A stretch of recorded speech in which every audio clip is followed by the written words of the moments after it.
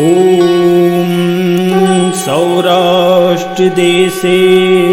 विसदेति रम्ये ज्योतिर्मयं चन्द्रकला वासन्तं भक्तिप्रदानाय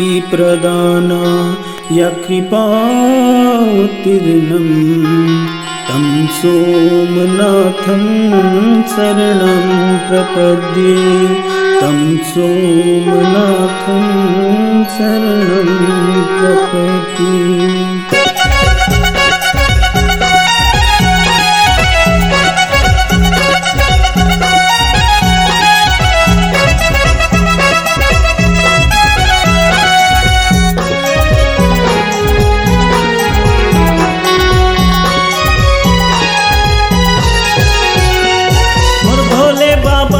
हवै बड़ा चमत्कारी मोर डमरूधारी हवै बड़ा चमत्कारी मोर भोले बाबा हवै बड़ा चमत्कारी मोर डमरूधारी हवै बड़ा चमत्कारी।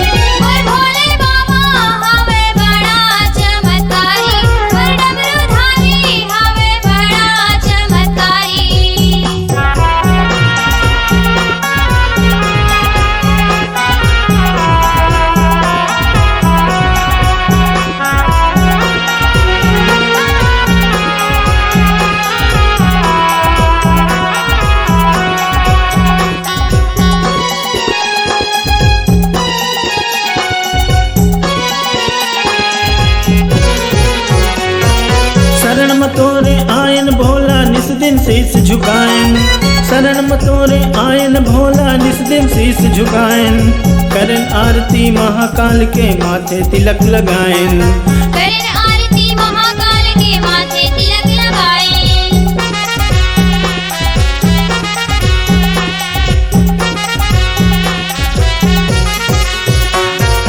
शरण में तोरे आयन भोला निस दिन शीस झुकाएं, शरण में तोरे आयन भोला निस दिन शीस झुकाएं, करन आरती महाकाल के माथे तिलक लगाएं, करन आरती महाकाल के माथे तिलक लगाएं।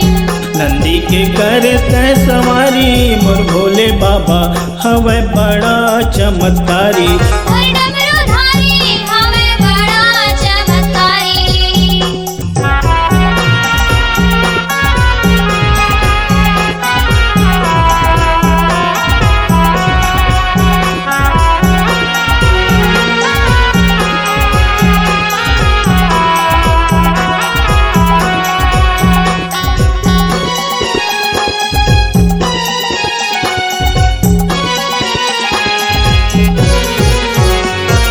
जगत के बाबा पालनहारा सबके कष्ट मिटाए, जगत के बाबा पालनहारा सबके कष्ट मिटाए, दर्शन करके महाकाल के मनचाहा फल पाए, दर्शन करके महाकाल के मनचाहा फल पाए।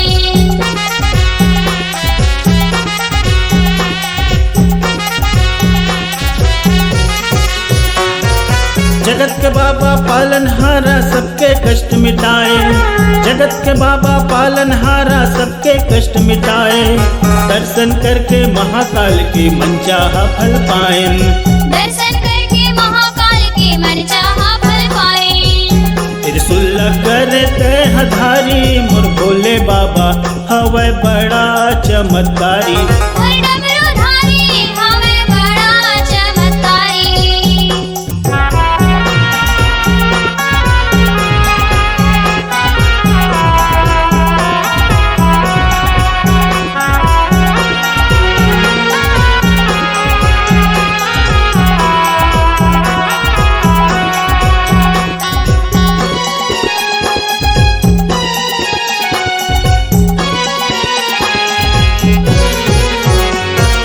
बजय जी बाजा ढोल नगाड़ा सेवा जस सब गायन, बजय जी बाजा ढोल नगाड़ा सेवा जस सब गायन, कृपा से तोरे शंभु बाबा जीवन धन्य बनायन, कृपा से तोरे शंभु बाबा जीवन धन्य बनायन।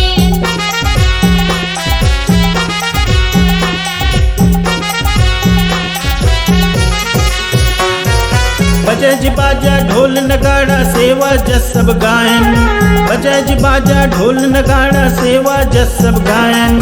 कृपा से तोरे शंभू बाबा जीवन धन्य बनायन, कृपा से तोरे शंभू बाबा जीवन धन्य बनाए। सिर मत कर जटाधारी मोर भोले बाबा हवै बड़ा चमत्कारी, मोर डमरूधारी हवे बड़ा चमत्कारी, मोर भोले बाबा हवे बड़ा चमत्कारी, मोर डमरूधारी